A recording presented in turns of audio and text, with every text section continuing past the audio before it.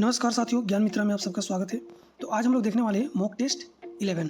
ठीक है, तो ये 50 क्वेश्चन होगा और इस 50 क्वेश्चन में आप साथ में करते जाइएगा और आप लोग बताइएगा, लास्ट में कमेंट कीजिएगा कि आप लोग का आउट ऑफ 50 कितना क्वेश्चन सही हुआ। ठीक है, चलिए शुरू करते वीडियो को। पहला क्वेश्चन है, ठोस आयोडीन का रंग होता है, तो आपको बताना है कि ठोस आयोडीन का रंग जो होता है वो कैसा होता है, सफ़ेद, रंगीन, बैंगनी, भूरे, काले रंग का या फिर लाल भूरा। ठीक है, तो चलिए इसका आंसर दीजिए आप लोग। देखिए, जब ठोस आयोडीन का जो रंग होता है ये होता है बैंगनी, भूरे, काले रंग का। ठीक है, जब आप इसको गर्म करिएगा तो डायरेक्टली ऊर्ध्वपातन होता है, सब्लिमेशन होता है। ये ठोस से लिक्विड नहीं बनता है, ये डायरेक्टली गैस बन जाता है, यानी कि ऊर्ध्वपातन होता है। और जो गैस बनता है वो बनता है बैंगनी, भूरे, काले रंग का। ठीक है, तो इसका आंसर क्या हो जाएगा, बैंगनी, भूरे, काले रंग का। चलिए अगला क्वेश्चन है, मौर्य वंश का अंतिम सम्राट कौन था? मौर्य वंश का अंतिम सम्राट कौन था? सबसे पहले तो पहला सम्राट कौन था? तो पहला सम्राट था चंद्रगुप्त मौर्य, जिन्होंने मौर्य वंश की स्थापना किया था। ठीक है, और आपको बताना है कि इसका अंतिम सम्राट कौन था। चंद्रगुप्त था, अशोक था। चंद्रगुप्त मौर्य तो इसका स्टार्टिंग किया था, अशोक था, बृहद्रथ था या फिर सतधन्वत था। ठीक है, तो देखिए इसका जो करेक्ट आंसर हो जाएगा, अंतिम शासक जो था ये था बृहद्रथ। ठीक है, बृहद्रथ का ही एक सेनापति हुआ करता था। ठीक है, जिसका नाम था पुष्यमित्र शुंग। ठीक है, 185 ईसा पूर्व की बात है। ठीक है, तो पुष्यमित्र शुंग ने इसकी हत्या कर दिया था और शुंग वंश की स्थापना किया था। ठीक है, तो इसका आंसर क्या हो जाएगा, इसका आंसर हो जाएगा बृहद्रथ। और बृहद्रथ की हत्या किसने किया था? पुष्यमित्र शुंग ने। ठीक है, और मौर्य वंश का खत्म हो गया था और शुंग वंश की स्थापना किया गया था। ठीक है, चलिए नेक्स्ट क्वेश्चन है, वेब ब्राउजर में लगातार देखे जाने वाले वेबसाइट को सेव करने के लिए किसका उपयोग किया जाता है? जैसे कि देखिए, आप लोग को एक वेबसाइट है, मान लीजिए www.naukri.com, ठीक है, या फिर jobalert.com आप रोज़ खोलते हैं, हमेशा खोलते हैं। ठीक है, तो अब उसको बार बार जाके टाइप करने की जरूरत नहीं है आपको कि www करके टाइप करने को। उसको क्या करते हैं आप लोग, उसको हम लोग एक स्टार टाइप होता है, यानी कि फेवरेट, इसको फेवरेट कर देते हैं। फेवरेट कर देने से क्या होगा कि जैसे आप गूगल खोलिएगा तो पेज के ही नीचे में यहाँ पे गूगल लिखा हुआ था और यहीं पे एक इस तरह से बना हुआ रहेगा, यहीं पे कहीं पे एक सेव हो जाएगा। ठीक है, आप उसको सिर्फ क्लिक कीजिएगा तो वो खुल जाएगा। इसका आंसर क्या हो जाएगा, फेवरेट। ठीक है, चलिए अगला क्वेश्चन है, खजुराहो समूह के स्मारकों का यूनेस्को विश्व धरोहर स्थल कहाँ स्थित है? ठीक है, तो ये आपको पूछा गया था कि कहाँ स्थित है, मध्य प्रदेश में, उत्तर प्रदेश में, उत्तराखंड में या फिर छत्तीसगढ़ में। इसका आंसर कीजिए पहले, फिर हमें आपको इसको जवाब देते हैं। ठीक है, तो देखिए खजुराहो का मंदिर कहाँ पे है, ये मध्य प्रदेश में है। ठीक है, 1986 में इसके बारे में थोड़ा सा पढ़ लेते हैं। ठीक है, ये तो सबको बता दिया होगा, खजुराहो का कहाँ पे मंदिर है ये पूछा गया तो मध्य प्रदेश सबको जानता है, लेकिन मेन पॉइंट यहाँ पे होता है। ठीक है, 1986 में यूनेस्को द्वारा विश्व धरोहर स्थल में इसको शामिल किया गया था। ठीक है, इसका जो स्थापना था चंदेल राजवंश द्वारा 950 ईस्वी से 1050 ईस्वी के बीच में किया गया था। इसकी विशेषता क्या है कि ये जो मंदिर ये पूछा गया क्वेश्चन है। ठीक है, ये जो मंदिर है ये उत्कृष्ट नागर शैली की, तो ये पूछा गया था कि खजुराहो का जो मंदिर है वो किस शैली से बनाया गया, तो नागर शैली के द्वारा बनाया गया है। ठीक है, चलिए अगला क्वेश्चन है, स्वर्ण मंदिर किस झील पर स्थित है? अमृत सरोवर झील, स्वर्ण झील, हरिके झील या फिर सुल्तान झील। तो देखिए जो स्वर्ण मंदिर है, मान लेते हैं कि ऊपर से देखने ये स्वर्ण मंदिर है, इसके चारों ओर एक झील बना हुआ है। ठीक है, सरोवर बना हुआ है जिसमें पानी है। ठीक है, और यहाँ से रास्ता गया है इधर जाने के लिए। तो ये झील का नाम क्या है? ये झील का नाम है अमृत सरोवर झील। ठीक है, और इसी झील के नाम से इस जगह पे, जिस जगह पे ये है, इसका नाम पड़ा अमृत सरोवर से नाम पड़ा है अमृत सरोवर का सर, अमृतसर नाम पड़ा इस जगह का। ठीक है, इसका आंसर क्या हो जाएगा, अमृत सरोवर झील करेक्ट आंसर हो जाएगा। निम्नलिखित में से कौन सा तकनीकी आविष्कार पहले आया था? तो कौन सा जो तकनीकी आविष्कार था सबसे पहले आया था? टेलीग्राफ का आविष्कार पहले किया गया था, या फिर टेलीस्कोप का, या फिर टेलीफोन का, या फिर टेलीटाइप का? चलिए बताइए आंसर। देखिए, तो सबसे पहले टेलीस्कोप का आविष्कार किया गया था। ठीक है, 1608 में। अब इसको बारी बारी से हम लोग देख लेते हैं एक बार। तो टेलीस्कोप का आविष्कार सबसे पहले 1608 में हैंस लिपरसे ने किया था। ठीक है, गैलीलियो ने 1609 में इसमें सुधार किया था। तो 1608 में हैंस लिपरसे ने बनाया था और गैलीलियो ने 1609 में इसका सुधार किया था। कई बुक में इसका आविष्कार ही गैलीलियो को बता देता है। ठीक है, जबकि इसका आविष्कार कौन किया था? हैंस लिपरसे ने किया था। ठीक है, नेक्स्ट टेलीस्कोप, अच्छा टेलीग्राफ जो 1837 में, तो 1837 में सैमुअल मॉर्स के द्वारा बनाया गया था। टेलीफोन का अलेक्जेंडर ग्राहम बेल के द्वारा बनाया गया था 1876 में। टेलीटाइप, जिसको टेली टाइपराइटर कहा जाता है, का विकास चार्ल्स एल क्रूम ने किया था। कब किया था? तो 1900 के दशक में किया था। अगला क्वेश्चन है, मृणाली साराभाई किस कला से संबंधित थी? आपके ऑप्शन में दे रखा है पट्टचित्र, तंजावुर चित्रकला, भरतनाट्यम, मधुबनी चित्रकला। चलिए इसका आंसर कीजिए। तो देखिए मृणाली साराभाई जो है ये शास्त्रीय नृत्य से संबंधित है। किससे? शास्त्रीय नृत्य से। और अगर शास्त्रीय नृत्य में भी अगर बात किया जाए तो भरतनाट्यम और कथकली ये दोनों में इनके महारत हासिल था। ठीक है, तो भरतनाट्यम और कथकली दिया नहीं, भरतनाट्यम दिया है तो भरतनाट्यम मारिए। ठीक है, और दोनों में से कोई एक ही देगा, और अगर नहीं तो फिर दोनों को साथ में देगा। ठीक है, और करके चलिए देखिए कला के क्षेत्र में योगदान के लिए 1965 में इनको पद्मश्री और 1992 में पद्म भूषण से सम्मानित किया गया था। ठीक है इनको। चलिए नेक्स्ट क्वेश्चन है, निम्नलिखित में से किस प्रकार की किरणें पृथ्वी के वायुमंडल में प्रवेश नहीं कर सकती है? तो किस प्रकार की किरणें जो है पृथ्वी के वायुमंडल में प्रवेश नहीं कर सकती है? 4 ऑप्शन दिया है, दृश्य, एक्सरे, पराबैंगनी, रेडियो। देखिए तो इसका जो सही आंसर हो जाएगा एक्सरे किरणें जो होता है ये पृथ्वी के वायुमंडल में प्रवेश नहीं कर पाता है। ठीक है। वनडे इंटरनेशनल के लिए भारतीय क्रिकेट टीम के पहले कप्तान कौन थे? तो ओडीआई के लिए पहले कप्तान जो चुना गया था वो कौन थे? आप लोग बताइए। अजित वाडेकर, सुनील गावस्कर, कपिल देव, सीके नायडू। चलिए इसका जो आंसर हो जाएगा, इसका आंसर हो जाएगा अजित वाडेकर सबसे पहला भारतीय ओडीआई कप्तान बना था। ठीक है। नेक्स्ट देखिए, संस्कृति की आस्था, मूल्यों और प्रथाओं से संबंधित सिद्धांत को क्या कहा जाता है? सांस्कृतिक व्यवहारिकता, सांस्कृतिक सापेक्षवाद, सांस्कृतिक स्वतंत्रता या फिर सांस्कृतिक अंतर्निर्भरता। ठीक है। देखिए तो इसका जो आंसर हो जाएगा, इसका आंसर हो जाएगा सांस्कृतिक सापेक्षवाद। नेक्स्ट क्वेश्चन है, निम्नलिखित में से कौन सी ग्रीन हाउस गैस नहीं है? नहीं पूछा गया है। ठीक है। Nitrous oxide, methane, sulphur, hexafluoride या फिर कॉपर डाइऑक्साइड। चलिए इसका जो करेक्ट आंसर हो जाएगा, हम बताए थे कि नाइट्रस ऑक्साइड ये ग्रीन हाउस गैस है, मीथेन भी ग्रीन हाउस गैस है, सल्फर, हेक्साफ्लोराइड जैसे फ्लोरीन जिसमें रहेगा वो ग्रीन हाउस गैस होगा। ठीक है, तो फ्लोराइड है इसमें, ये भी है। कॉपर डाइऑक्साइड एक ग्रीन हाउस गैस नहीं है। जालियांवाला बाग नरसंहार किस त्योहार के दिन हुआ था? बैसाखी, गुरु नानक जयंती, दिवाली या फिर होली। तो देखिए जालियांवाला बाग नरसंहार जो हुआ था वो हुआ था बैसाखी के दिन में। और कब हुआ था? तो 13 अप्रैल 1919 को हुआ था। ठीक है। निम्नलिखित में से कौन सा कंप्यूटर वायरस नहीं है? चलिए बताइए, निम्नलिखित में से कौन सा कंप्यूटर वायरस नहीं है? एड्स, अन्ना कॉर्निकोवा, ब्रेन, डॉन। बहुत बच्चा इसमें गलत करेगा। चलिए देखिए, एड्स एक कंप्यूटर वायरस है। ठीक है।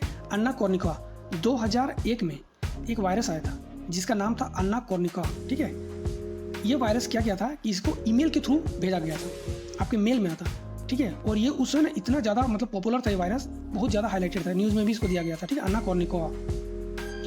कॉर्निकोवा एक उस समय 2001 में रसिया के एक टेनिस खिलाड़ी थी। ठीक है, एक टेनिस खिलाड़ी थी जिसका नाम था और अन्ना कॉर्निकोवा, ये बहुत फेमस थी। इसी के नाम पे उस वायरस का नाम रख दिया गया था। ठीक है। ब्रेन एक वायरस है, कंप्यूटर वायरस ब्रेन है। ठीक है। और ब्रेन जो है ये पहला माना जाता है कि ये पहला कंप्यूटर वायरस है, कंप्यूटर वायरस पहला। और इसको डॉस के लिए बनाया गया था, MS DOS के लिए। ठीक है। इसको MS DOS के लिए बनाया गया था। इसको बनाने वाला क्या था, कौन थे? तो पाकिस्तान के 2 भाई थे, ब्रेन। तो ये तीनों तो वायरस है, एड्स भी है, अन्ना कॉर्निकोवा है और ब्रेन है। लेकिन डॉन है, डॉन क्या है? डॉन पाकिस्तान का अखबार है, ठीक है, न्यूज़पेपर है। चलिए नेक्स्ट क्वेश्चन है, भारतीय गणराज्य में केंद्र शासित प्रदेश का प्रशासनिक प्रमुख कौन होता है? चलिए बताइए, इसमें भी बहुत कोई गलती करेगा। ठीक है। उपराज्यपाल, राज्यपाल, राष्ट्रपति या फिर प्रधानमंत्री। देखिए भारतीय गणराज्य के केंद्र शासित प्रदेश में प्रशासनिक प्रमुख जो होता है ना, ये होता है राष्ट्रपति। ठीक है। ये होता है, कौन होता है? राष्ट्रपति होता है। अगर राष्ट्रपति ऑप्शन में ना दिया रहेगा तब आप लोग को उपराज्यपाल मारना था। ठीक है। बहुत को उपराज्यपाल पहले कर दिया होगा, ये तो गलत हो जाएगा। राष्ट्रपति इसका करेक्ट आंसर हो जाएगा। अनुच्छेद 239 के तहत भारतीय गणराज्य में केंद्र शासित प्रदेश का प्रशासनिक प्रमुख राष्ट्रपति होता है। ठीक है। हालांकि राष्ट्रपति केंद्र शासित प्रदेशों का प्रशासनिक सीधे तौर पे नहीं चलाता, बल्कि वे अपने प्रतिनिधि के रूप में हर केंद्र शासित प्रदेश में एक प्रशासनिक एडमिनिस्ट्रेटर या फिर उपराज्यपाल को नियुक्त करता है। ठीक है। अगर राष्ट्रपति ऑप्शन में ना रहेगा तब आप लोग को उपराज्यपाल करना था। नेक्स्ट देखिए, जायकावाड़ी परियोजना किस नदी पर स्थित है? किस नदी पर स्थित सबसे बड़ी सिंचाई परियोजनाओं में से एक है? गोदावरी, नर्मदा, कृष्णा या फिर ताप्ती? आप लोगों को पता होगा कि महाराष्ट्र में ये आया था, महाराष्ट्र का योजना है, ठीक है, महाराष्ट्र का। और ये किस नदी पे है? ये है गोदावरी नदी पे, ठीक है। इसका आंसर क्या हो जाएगा? गोदावरी इसका करेक्ट आंसर हो जाएगा। निम्नलिखित में से कौन भारत का सबसे बड़ा ग्लेशियर है? भारत का सबसे बड़ा ग्लेशियर कौन है? गंगोत्री, रंगरांग, सियाचिन ग्लेशियर या फिर सफात ग्लेशियर? देखिए, इसका जो आंसर हो जाएगा ये हो जाएगा सियाचिन ग्लेशियर। भारत का सबसे बड़ा ग्लेशियर है। अगर हम नॉर्थ पोल और साउथ पोल को छोड़ देंगे पृथ्वी का, तो इसके बाहर ये दुनिया का दूसरा सबसे बड़ा ग्लेशियर है, ठीक है, भारत का सियाचिन ग्लेशियर। इसके बारे में देखिए, इंपॉर्टेंट पॉइंट यहाँ पर कुछ लिखा हुआ है। यह हिमालय के काराकोरम पर्वतमाला यानी कि लद्दाख में स्थित और लगभग 76 किलोमीटर लंबा है। ध्रुवों को छोड़ देते दुनिया का दूसरा सबसे बड़ा ग्लेशियर है। ये दुनिया का सबसे ऊंचा युद्ध क्षेत्र भी है और इसकी ऊंचाई कितना है? 5400 मीटर है। ये ग्लेशियर ताजे पानी का एक बहुत बड़ा स्रोत है जहाँ से नुब्रा नदी निकलती है। ये पूछा गया क्वेश्चन है कि नुब्रा नदी कहाँ से निकलती है, ठीक है, ये इंपॉर्टेंट है, नुब्रा नदी को। चलिए नेक्स्ट है, महिलाओं ने पहली बार किस ओलंपिक में भाग लिया था? तो किस ओलंपिक में भाग लिया था? ये 4 ऑप्शन आपको दिया गया है, चारों में से आपको आंसर करना है। तो देखिए, महिलाओं ने सबसे पहले जो है ना 1900 ईस्वी में पेरिस ओलंपिक में भाग लिया था। यदि किसी पदार्थ का pH 7 से कम हो जाता है तो उसको क्या कहा जाता है? इजी क्वेश्चन आप लोग कर दिए होंगे। अम्ल। 7 रहेगा तो न्यूट्रल, 7 से ज़्यादा रहेगा तो हो जाएगा बेस हो जाएगा। विश्व धरोहर स्थल बेसिलिका ऑफ बॉम जीसस किस राज्य में स्थित है? बेसिलिका ऑफ बॉम जीसस किस राज्य में स्थित है? गोवा, आंध्र प्रदेश, तमिलनाडु, केरल? चलिए, तो इसका जो करेक्ट आंसर हो जाएगा ये हो जाएगा कौन सा? गोवा, ठीक है, गोवा इसका सही जवाब हो जाएगा। Basilica of Bom Jesus Goa में स्थित है। 1986 में इसको यूनेस्को द्वारा विश्व धरोहर में शामिल किया गया था, ठीक है। चलिए अगला क्वेश्चन, निम्नलिखित में से कौन सा कैल्शियम का समृद्ध स्रोत नहीं है? कैल्शियम का समृद्ध स्रोत नहीं है। पनीर, जो कि कैल्शियम का एक बहुत ही अच्छा स्रोत है। कोलार्ड ग्रीन्स, अच्छा कोलार्ड ग्रीन्स क्या होता है? तो देखिए होंगे आप लोग, ये जैसे कि क्या उसको बोलो, पत्ता गोभी का जो पत्ता सब होता है इस तरह से उस तरह से एक जो सैंडविच में अक्सर डाला जाता है, ठीक है, उसी को बोला जाता है कोलार्ड ग्रीन्स। अंजीर भी होता है। गाजर विटामिन ए का स्रोत है, ना कि कैल्शियम का। इसका आंसर क्या हो जाएगा? गाजर। नोबेल पुरस्कार जीतने वाले पहले गैर यूरोपीय और पहले एशियाई व्यक्ति कौन थे? रविंद्रनाथ टैगोर, महात्मा गांधी, सीवी रमन या फिर मदर टेरेसा? चलिए, इसका जो सही जवाब हो जाएगा ये हो जाएगा रविंद्रनाथ टैगोर। 1913 में इनको ये पुरस्कार दिया गया था और इसकी एक साहित्यिक रचना था जो कि कविताओं का एक संग्रह है, गीतांजलि के लिए इनको दिया गया था 1913 में ये पुरस्कार। नेक्स्ट क्वेश्चन है, भारतीय मूल के अमेरिकी वैज्ञानिक डॉक्टर V.A. शिवा अय्यादुरई, ठीक है, मुख्य रूप से किसके आविष्कार के लिए जाना जाता है? तो देखिए, V.A. शिवा अय्यादुरई ये ईमेल के लिए जाना जाता है। इसका आंसर क्या हो जाएगा? ईमेल। संरक्षण और परिरक्षण के लिए सुरक्षित प्राकृतिक क्षेत्रों में दुर्लभ प्रजातियों को उनके प्राकृतिक आवास से बाहर संरक्षित करने को क्या कहा जाता है? ठीक है, जो भी दुर्लभ प्राणी है उसके जो प्राकृतिक आवास है उसके बाहर इसको संरक्षित करने के जो प्रोसेस उसको क्या कहा जाता है? ये 4 ऑप्शन है, आप लोग इसको आंसर कीजिए। तो इसका सही जवाब हो जाएगा XC2 संरक्षण या फिर कंजर्वेशन। संरक्षण को कंजर्वेशन कहते हैं, ठीक है, तो XC2 कंजर्वेशन इसका सही जवाब हो जाएगा। नेक्स्ट क्वेश्चन है, भारतीय संविधान में मौलिक कर्तव्य किस देश से लिया गया? चलिए, मौलिक कर्तव्य और मौलिक अधिकार, ठीक है, अधिकार ये दोनों ही बताइए। ब्रिटेन, संयुक्त राज्य अमेरिका, सोवियत संघ या फिर ऑस्ट्रेलिया? तो देखिए, मौलिक कर्तव्य जो है ये रसिया से लिया गया था, सोवियत संघ। उस समय USRR हुआ करता था, ठीक है, सोवियत संघ जिसका नाम था, अभी रसिया हो गया टूट के, ठीक है। मौलिक कर्तव्य, अगर यहीं पे मौलिक अधिकार की बात करें तो मौलिक अधिकार अमेरिका के द्वारा लिया गया था, ठीक है, तो मौलिक अधिकार अमेरिका के द्वारा लिया गया था और मौलिक कर्तव्य सोवियत संघ के द्वारा लिया गया था।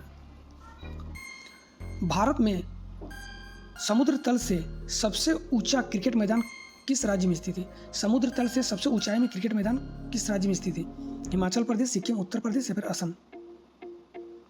तो देखिए, हिमाचल प्रदेश में एक चेल क्रिकेट ग्राउंड है, ठीक है, जो समुद्र तल से सबसे ऊंचा में माना जाता है इसको, ठीक है। यहाँ भी ये वाला लिखा है और इसकी ऊंचाई कितना है 2444 मीटर या फिर 8018 फीट। गुरुत्वानुवर्तन यानी कि जियोट्रॉपिज्म क्या है? तो देखिए जो पेड़ होता है, पेड़ पौधे जो होते हैं, ये मान लो एक पेड़ है, इसमें इधर जड़ें हैं, दो पार्ट हो गया, एक ऊपर वाला पार्ट एक नीचे वाला पार्ट, जड़ वाला पार्ट। सूर्य की रोशनी के तरफ जो बढ़ेगा उसको बोला जाता है फोटोट्रोपिज्म, और ग्रेविटी के साथ जो बढ़ेगा, ठीक है, उसको बोला जाता है जियोट्रोपिज्म। तो गुरुत्वाकर्षण के प्रतिक्रिया में पौधे की वृद्धि, ये इसका करेक्ट आंसर हो जाएगा, ठीक है। यहीं पे अगर पूछ सकता है कि एंटी यानी कि जो जो फोटोट्रोपिज्म के अगेंस्ट में बढ़ता है तो भी हो जाता है कौन सा, ये गुरुत्वाकर्षण और जियोट्रोपिज्म, ठीक है। इसका आंसर क्या हो जाएगा, गुरुत्वाकर्षण की प्रक्रिया में पौधे की वृद्धि। चलिए नेक्स्ट देखिए, वर्ष 1831 में जब डैश ने इलेक्ट्रॉनिक डायोड बनाया तब तकनीक में उपयोग के लिए बिजली व्यवहार्य हो गई। आपको उस साइंटिस्ट का नाम बताना है जिन्होंने इलेक्ट्रॉनिक डायनेमो को बनाया था। आपके ऑप्शन में Benjamin Franklin, Alessandro volt, Michael Faraday, Thomas Edison. देखिए तो इलेक्ट्रॉनिक डायनेमो जो बनाया था बेंजामिन फ्रैंकलिन ने बनाया था, माफ कीजिएगा माइकल फैराडे ने बनाया था, बेंजामिन फ्रैंकलिन ने बनाया था, माइकल फैराडे के द्वारा बनाया गया था इलेक्ट्रॉनिक डायनेमो। इसका आंसर क्या है, डायनेमो, इसका आंसर क्या हो जाएगा, सी नंबर का हो जाएगा। नेक्स्ट है, हवा में निम्नलिखित में से कौन सी गैस पीतल के मलिनीकरण के लिए उत्तरदायी है?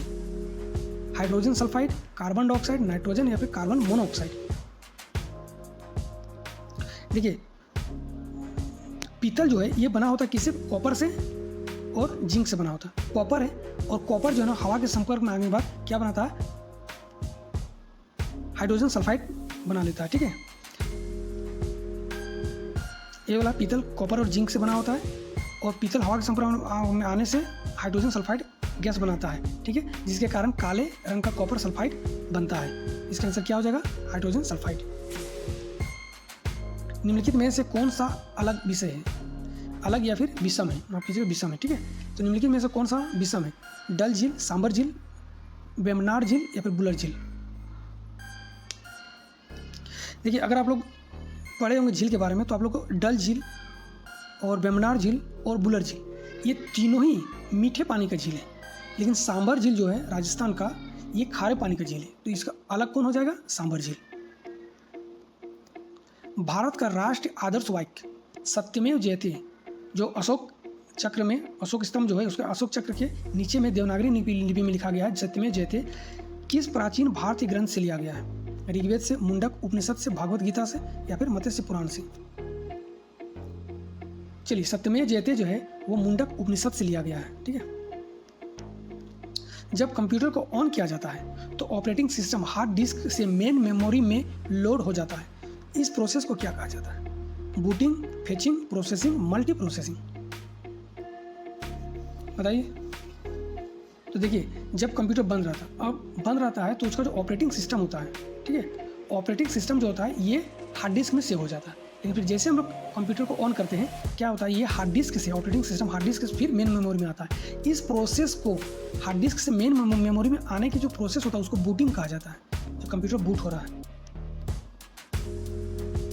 भारतीय राष्ट्रीय कांग्रेस का पहला अध्यक्ष कौन था? बहुत ही इजी क्वेश्चन है, कौन था, और ये क्वेश्चन पूछा गया है, ठीक है।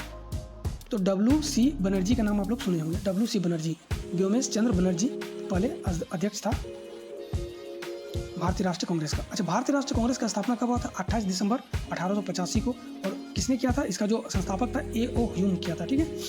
कहाँ पे किया गया था? गोकुल दास तेजपाल संस्कृत कॉलेज बॉम्बे में। एशिया का सबसे पुराना तेल क्षेत्र कहाँ पे स्थित है? तो आप लोग को पता होगा एशिया का सबसे पुराना तेल क्षेत्र है डिगबोई है, और ये कहाँ पे? असम में है। कहाँ पे? असम में, ठीक है। चलिए नेक्स्ट क्वेश्चन है, निम्न में से किस रंगीन प्रकाश में सबसे कम आवृत्ति यानी कि फ्रीक्वेंसी होती है?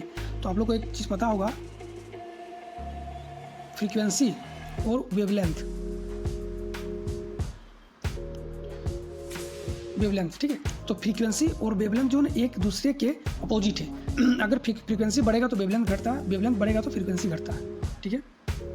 अब फ्रीक्वेंसी सबसे ज़्यादा होता है वॉयलेट का, बैंगनी रंग का, वॉयलेट का होता है, ठीक है। थोड़ा हम अच्छा से लिखते हैं यहाँ पे, फ्रीक्वेंसी और वेवलेंथ हम इस तरह कर देते हैं, ठीक है। फ्रीक्वेंसी सबसे ज़्यादा होता है वॉयलेट का और वेवलेंथ सबसे ज़्यादा होता है रेड का, यानी कि वेवलेंथ जो है सबसे कम हो जाएगा किसका, वॉयलेट का, और फ्रीक्वेंसी सबसे कम हो जाएगा किसका, रेड का, ठीक है। तो यहाँ पे क्या पूछा गया, कम आवृत्ति किसका होता है, तो लाल रंग का होगा, ठीक है। फ्रीक्वेंसी लाल रंग का कम होता है और वेवलेंथ ज़्यादा होता है, और बैंगनी का फ्रीक्वेंसी ज़्यादा होता है और वेवलेंथ कम होता है।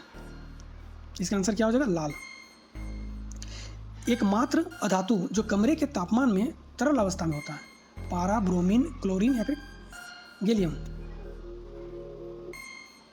तो देखिए एकमात्र अधातु ब्रोमीन है जो कमरे के तापमान में भी लिक्विड अवस्था में पाया जाता है, ठीक है।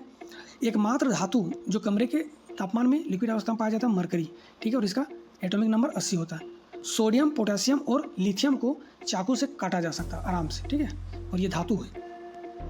मानव कहाँ का लोक नृत्य है, देखिए आप लोग जब गूगल में सर्च कीजिएगा मानव, तो आप लोग को शायद गूगल नहीं बताएगा कि मानव कहाँ का लोक नृत्य है, ठीक है। लेकिन जैसे कि हर इंसान को 2 नाम होता है, एक घर में पुकारू नाम होता है, मंटू, चंटू, चिंपू, पुंपू जो भी होता है, और एक उसका ओरिजिनल नाम होता है जो सर्टिफिकेट में होता है, ठीक है। तो सबको उसका सर्टिफिकेट नाम से जानता है, घर वाला सिर्फ इसके नाम से जानता है, पुकारू नाम से। तो इसी तरह इसका घर का नाम है मानव, ठीक है, इसीलिए इसको आपको नहीं मिलेगा। इसका जो मेन नाम है वो है मांच, ठीक है, मांच है। और ये मानव जो है ये मध्य प्रदेश का है, मध्य प्रदेश का है, ठीक है, मध्य प्रदेश का लोक नृत्य है। इसका आंसर क्या हो जाएगा, मध्य प्रदेश। मांच जिसे अक्सर मानव या माव कहा जाता है। माव इसका नाम क्यों पड़ा, क्योंकि मालवा क्षेत्र से ये बिलोंग करता है, इस कारण से, ठीक है। संविधान के अनुसार राष्ट्र ध्वज की लंबाई और चौड़ाई का अनुपात क्या होता है, लंबाई और चौड़ाई का अनुपात क्या होता है, 3:2, 3:1, 2:1, 4:3। तो देखिए संविधान के अनुसार जो ध्वज होता है हम लोग का राष्ट्र ध्वज, उसको 3:2 यानी कि लंबाई अगर 3 है तो अनुपात में अगर 3 मीटर लिया जाए तो चौड़ाई को 2 मीटर लिया जाएगा, अगर लंबाई को 3 फीट लिया जाएगा तो चौड़ाई को 2 फीट लिया जाएगा, ठीक है। तो इस हिसाब से इसका आंसर क्या हो जाएगा, 3:2। वर्ष 1981 में इसरो द्वारा लॉन्च किया गया भारत के पहले भू स्थिर उपग्रह को क्या कहा जाता है, आर्यभट्ट, एप्पल, भास्कर 2, इनसेट 1B। देखिए तो इसको कहा जाता है एप्पल, ठीक है, Apple, Ariane passenger payload experiment इसका फुल फॉर्म है। नेक्स्ट है व्हाइट डेजर्ट यानी कि सफ़ेद रेगिस्तान भारत के किस राज्य में स्थित है, तो भारत के किस राज्य में सफ़ेद क्यों है, क्योंकि चारों तरफ जहाँ देखिए नमक ही नमक है, इसलिए इसको सफ़ेद रेगिस्तान कहा जाता है। और कहाँ पे मिलेगा, ये मिलेगा आपको तो गुजरात के कच्छ में। भारतीय संविधान के तहत निम्नलिखित में कौन सा अधिकार अनुच्छेद 21 का ए द्वारा वर्णित किया गया है, वर्णित करता है, तो 21 के ए में शिक्षा का अधिकार है, शिक्षा का अधिकार इसका सही जवाब हो जाएगा। प्लेग के उन्मूलन की स्मृति में मोहम्मद कुली कुतुब शाह द्वारा निर्मित स्मारक कौन सा था, अलाई मीनार, चार मीनार, फतेह बुर्ज या फिर कुतुब मीनार। इसका जो करेक्ट आंसर हो जाएगा ये हो जाएगा चार मीनार, ठीक है। इसके बारे में हम पॉइंट लिख दिए हैं, आप इसको देख लीजिएगा। निम्नलिखित में से कौन सा वर्ड प्रोसेसर का उदाहरण नहीं है, वर्ड प्रोसेसर कौन सा नहीं है, ठीक है। वर्ड प्रोसेसर जिससे हम लोग की किसी वर्ड को लिखते हैं और उससे जैसे कि लेटर लिखना, पैसेज लिखना, ये जो हम बनाए अभी जो हम बनाए ये भी तो एक वर्ड प्रोसेसर के ही द्वारा काम किया गया है। ये जो आपको PDF दिख रहा है, ठीक है, तो ये होता है वर्ड प्रोसेसर। निम्नलिखित में से तो आपको बताना कौन सा, IBM Lotus Symphony, Microsoft Word, Google Doc या फिर माइक्रोसॉफ्ट एक्सेल। चलिए IBM लोटस सिम्फनी एक वर्ड प्रोसेसर है जो IBM के द्वारा बनाया गया था, माइक्रोसॉफ्ट के द्वारा बनाया गया माइक्रोसॉफ्ट वर्ड है, गूगल के द्वारा बनाया गया गूगल डॉक्स है, और ये जो PDF अभी आप लोग देख रहे हैं जिससे हम पढ़ा रहे हैं आप लोग को, ये गूगल डॉक के द्वारा ही बनाया गया। तो ये तो नहीं होगा आंसर, इसका आंसर क्या हो जाएगा, इसका आंसर हो जाएगा माइक्रोसॉफ्ट एक्सेल। माइक्रोसॉफ्ट एक्सेल एक स्प्रेडशीट है, स्प्रेडशीट है, ठीक है, ना कि वर्ड प्रोसेसर है। इसका आंसर क्या हो जाएगा, माइक्रोसॉफ्ट एक्सेल। बैडमिंटन नेट केंद्र से कितनी ऊंचा होता है, तो बैडमिंटन जो होता है इसका जो इस तरह से कोर्ट होता है और यहाँ पे एक नेट दिया रहा था केंद्र में बीच में, तो ये बोला केंद्र से इसकी ऊंचाई कितनी होती है, ये पूछा गया आपसे। 5 फीट, 5.1 फीट, 5.5 फीट, 4.8 फीट। इसका जो आंसर हो जाएगा ये हो जाएगा 5 फीट। अगर मीटर में देगा तो 1.524 समथिंग कुछ करके ये रहता है, ठीक है। ये मीटर में हो जाएगा और ये फीट में हो जाएगा, दोनों याद कर लेना। ऑपरेटिंग सिस्टम यूनिक्स का ट्रेडमार्क किसका है? देखिए ये किसी ट्रेडमार्क, ये ओपन ग्रुप का है, ठीक है, ओपन ग्रुप का है, लेकिन ओपन ग्रुप यहाँ पे दिया नहीं, तो किसका है आप लोग को ही बताना है, ठीक है। ओपन ग्रुप रहता तो आप लोग ओपन ग्रुप करते, माइक्रोसॉफ्ट, बेल लेबोरेटरी, एप्पल या फिर मोटरोला। तो देखिए ये किसका है, तो ये हो जाएगा अभी बेल लेबोरेटरी का, ठीक है। इसका आंसर हो जाएगा, यहाँ पे कुछ लिख दिए इसके बारे में, आप लोग देख लेना। पहले बड़े पैमाने पर विद्युत एयर कंडीशन का आविष्कार और 1902 में उपयोग किसने किया? तो यानी कि पूछा गया कि एयर कंडीशन का, एसी का जो आविष्कारक है वो कौन है? एसी का जो आविष्कार किया था वो किसने किया था, ठीक है। बिलिस हेविलैंड कैरियर ने किया था, जॉन गोरी ने किया था, स्टुअर्ट क्रेमर ने किया था, एल सुल्ज ने किया था। चलिए बताइए इसका आंसर। तो एसी का आविष्कार किया था किसने? बिलिस हेविलैंड कैरियर के द्वारा किया गया था। अगला क्वेश्चन है, निम्नलिखित में से अधिकांश किडनी स्टोन किससे बनता है? कैल्शियम ऑक्सलेट, मैग्नीशियम ऑक्साइड, माफ कीजिएगा कैल्शियम ऑक्सलेट, ठीक है, मैग्नीशियम ऑक्साइड, सोडियम बाइकार्बोनेट या फिर मैग्नीशियम साइट्रेट। चलिए, तो जितने भी किडनी स्टोन होता है ना, ये कैल्शियम ऑक्सलेट के कारण, ठीक है, कैल्शियम ऑक्सलेट के कारण होता है। किस नेता ने रूढ़िवादी ईसाई धर्म को रूस के आधिकारिक धर्म के रूप में अपनाया? तो जो पहले ईसाई धर्म था ये रूढ़िवादी रूप में हुआ करता था रूस में, अब इसको आधिकारिक धर्म के रूप में किसने बनाया था? किस नेता ने? रूस का किस नेता ने? Vladimir the great, Michael Romanov, Ivan four, Boris Godunov. चलिए इसका आंसर बताइए। तो देखिए व्लादिमीर द ग्रेट या ने इसको बनाया था, ठीक है। उस समय जब बनाया गया था तो रसिया टूटा नहीं था, यानी कि वो USSR में ही था, USSR ये होता है, ठीक है, USSR। तो कीव, अभी कीव जो है यूक्रेन का राजधानी है, लेकिन उस समय रसिया में ही हुआ करता था, ठीक है। कीव के राजकुमार व्लादिमीर प्रथम ने 988 ईस्वी में रूढ़िवादी ईसाई धर्म को रूस का आधिकारिक धर्म बनाया। उन्हें व्लादिमीर महान या संत व्लादिमीर के नाम से भी जाना जाता था। मानव जीवा में औसतन कितने स्वाद कलिका या टेस्ट बर्ड होते हैं? 2000 से 8000, 50,000 से 1 लाख, 1 मिलियन से 10 मिलियन, 10 मिलियन से अधिक। इसका आंसर हो जाएगा 2000 से लेकर के 8000। नेक्स्ट क्वेश्चन है, निम्नलिखित में से कौन केवल लैंगिक विधि यानी कि सेक्सुअल रिप्रोडक्शन द्वारा प्रजनन कर सकता है? कोरल, हाइड्रा, स्पंज या फिर एनेलिडा। चलिए इसका जो आंसर हो जाएगा ये हो जाएगा एनेलिडा, ठीक है। एनेलिडा जो केवल सेक्सुअल रिप्रोडक्शन कर सकता है। इसका एग्जांपल दे दो, एनेलिडा कौन कौन सा होता है? जोंक, लीच या फिर अर्थवर्म जिसको हम लोग बोलते हैं केचुआ, ठीक है, ये सब होता है एनेलिडा ग्रुप में आता है, ठीक है।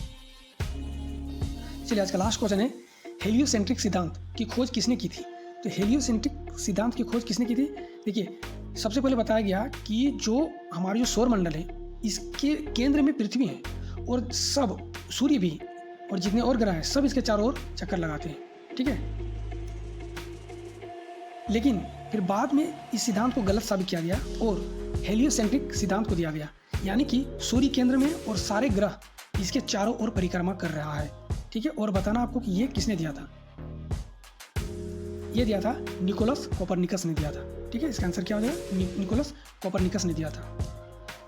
ये आज का लास्ट क्वेश्चन है, ठीक है गाइस। तो आप लोग बताइए वीडियो कैसा लगा। अगर वीडियो अच्छा लग रहा है तो प्लीज़ लाइक और शेयर कर दीजिएगा और चैनल को सब्सक्राइब कर लीजिएगा। वीडियो देखने के लिए थैंक यू। तब तक के लिए जय हिंद, जय भारत।